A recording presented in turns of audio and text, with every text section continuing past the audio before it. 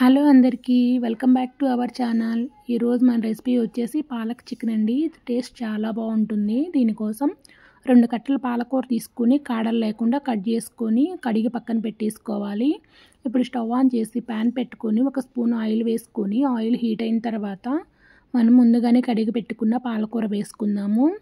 అలాగే పాలకూరతో పాటుగా 3 పచ్చిమిర్చి, అలా చిన్న ముక్క అల్లం ముక్క, 2-3 వెల్లుల్లి రెబ్బలు కూడా వేసుకొని స్టవ్ అనేది హై ఫ్లేమ్లో పెట్టుకొని పాలకూరని 3-4 నిమిషాలు ఫ్రై చేసుకుందాము.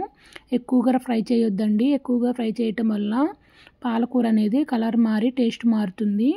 ఇప్పుడు ఇది పక్కన పెట్టేసుకొని చల్లారనిద్దాము. ఈలోపు వేరొక ప్యాన్ పెట్టుకొని స్టవ్ మీద ఆయిల్ వేసుకొని ఆయిల్ హీట్ అయిన తర్వాత ఇందులోకి బిర్యానీ ఆకు, యాలకులు, చెక్క, లవంగాలు ఇలా 1 by 1 స్పైసెస్ అన్నీ వేసుకొని ఫ్రై చేసుకుందాము 1 నిమిషము.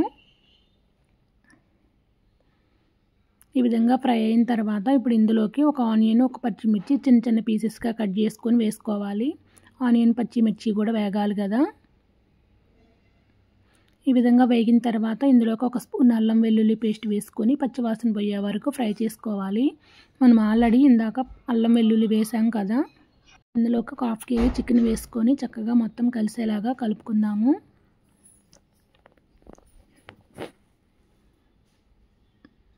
ఇందులోకి ఇప్పుడు పసుపు అలాగే కల్లుప్పు వేసుకుందాము. కల్లుప్పు అనేది టేస్ట్ బాగుంటుంది, అలాగే హెల్త్కి కూడా మంచిదండి. మొత్తం కలిసేలాగా కలుపుకొని స్టవ్ అనేది మీడియం ఫ్లేమ్లో పెట్టుకొని చికెన్లో వాటర్ అన్నీ ఇనికిపోయే వరకు మూత పెట్టుకొని ఆయిల్లో ఫ్రై చేసుకోవాలి. ఈలోపు మనం ముందుగానే వేయించి పెట్టుకున్న పాలకూరని మిక్సీ వేసుకుందాము. 5 నిమిషాల తర్వాత చూసారు కదా, చికెన్లో వాటర్ అన్నీ చక్కగా ఇనికిపోయినాయి. ఈ విధంగా వాటర్ ఏమీ లేకుండా ఆయిల్లో ఫ్రై చేయటం వలన చికెన్ అనేది నీచు వాసన రాకుండా చాలా బాగుంటుంది. ఇప్పుడు ఇందులోకి మనం కారము అనేది మీ టేస్ట్కి తగ్గట్టు మీరు యాడ్ చేసుకోండి. ధనియాల పొడి 1 స్పూను, అలాగే గరం మసాలా వేసుకొని చక్కగా మొత్తం కలిసేలాగా ఫ్రై చేసుకుందాము. ఇప్పుడు జీలకర్ర పౌడర్ అండి. జీలకర్ర పౌడర్ అనేది మీ ఆప్షనల్, ఇష్టమైతే వేసుకోండి, లేకపోతే స్కిప్ చేసుకోవచ్చు. ఇప్పుడు ముందుగానే పేస్ట్ చేసి పెట్టుకున్న పాలకూర వేసుకొని చక్కగా మొత్తం కలిసేలాగా కలుపుకోవాలి. ఈ పాలకూర అనేది చికెన్తో పాటు ఉడకాలి కదా. పాలకూర పేస్ట్ వేసేటప్పుడు నేను జీడిపప్పు వేసాను, కానీ ఆ క్లిప్ అనేది మిస్ అయింది కాబట్టి మీరు జీడిపప్పు వేసుకోండి.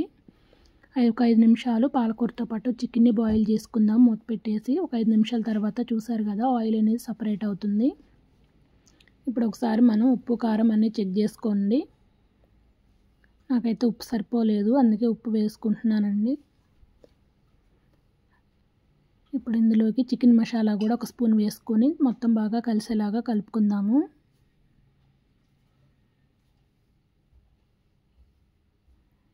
తర్వాత ఇందులోకి గ్రేవీ కోసం వాటర్ వేసుకుందాము. వాటర్ అనేది హాట్ వాటర్ అయితే టేస్ట్ బాగుంటుంది, అలాగే పీస్ అనేది చాలా సాఫ్ట్గా ఉంటుంది. వాటర్ వేసుకొని 10 నిమిషాలు చికెన్ అనేది ఉడకనిద్దాము. ఈ మధ్యలో మూత తీసి కలుపుకుంటూ ఉందాము. ఈ విధంగా కలుపుకోవటం వల్ల చికెన్ అనేది ఈవెన్గా కుక్ అవుతుంది.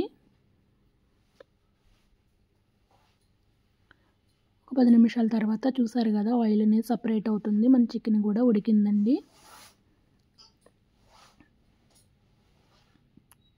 ఇప్పుడు మనం ఇందులోకి కొత్తిమీర వేసుకుందాము. ఈ చికెన్ అనేది టేస్ట్ చాలా బాగుంటుందండి, అలాగే మనకి పాలకూర అనేది హెల్త్కి కూడా చాలా మంచిది కదా. ఇప్పుడు కొత్తిమీర కూడా చక్కగా మిక్స్ అయిపోయింది కదా. ఇప్పుడు మనం స్టవ్ ఆఫ్ చేసుకొని చికెన్ అనేది సర్వింగ్ బౌల్లోకి తీసుకుందామండి. ఇప్పుడు సర్వింగ్ బౌల్లోకి చికెన్ అనేది రెడీ అయిందండి. పాలక్ చికెన్ చాలా బాగుంటుంది. ఇప్పుడు మనం సర్వింగ్ బౌల్లోకి సర్వ్ చేసుకుందాము. ఇది అన్నంలోకి, వైట్ రైస్లోకి, అలాగే దోశల్లోకి, చపాతీలోకి, బిర్యానీలోకి, ఇలా దేనిలోకైనా టేస్ట్ చాలా బాగుంటుందండి. మీరు కూడా తప్పకుండా ట్రై చేసి ఎలా కుదిరిందో కామెంట్ చేయండి. మీకు కనుక ఈ వీడియో నచ్చినట్టయితే లైక్ చేయండి, షేర్ చేయండి, సబ్స్క్రైబ్ చేసుకోండి. Thank you for watching.